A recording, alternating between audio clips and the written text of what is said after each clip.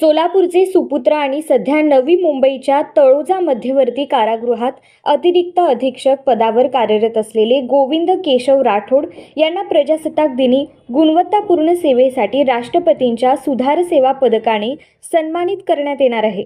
प्रजासत्ताक दिनाच्या पूर्वसंध्येला गोविंद राठोड यांना गुणवत्तापूर्ण सेवेसाठी राष्ट्रपतींचे सुधार सेवा पदक जाहीर झाले आहे। राठोड हे सोलापूर जिल्ह्यातील दक्षिण सोलापूर तालुक्यातील मुळे गावच्या चिंतामणी नगरातील रहिवासी आहेत। त्यांचे प्राथमिक शिक्षण चिंतामणी नगर जिल्हा परिषद शाळेत झाले।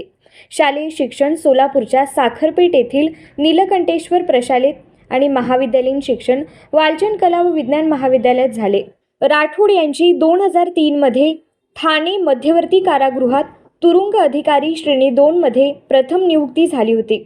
2012 मध्ये कोल्हापूर मध्यवर्ती कारागृह येथून तुरुंग अधिकारी श्रेणी 1 या पदावर पदोन्नतीने ते लातूर जिल्हा कारागृह येथे रुजू झाले। या ठिकाणी त्यांनी प्रभारी अधीक्षक म्हणून कार्यभार सांभाळला। 2015 मध्ये नांदेड जिल्हा कारागृह येथे प्रभारी अधीक्षक, 2018 मध्ये सातारा जिल्हा कारागृह येथे प्रभारी अधीक्षक आणि 2020 मध्ये त्यांनी परभणी जिल्हा कारागृह येथे पदोन्नतीने अधीक्षक पदाचा कार्यभार पाहिला।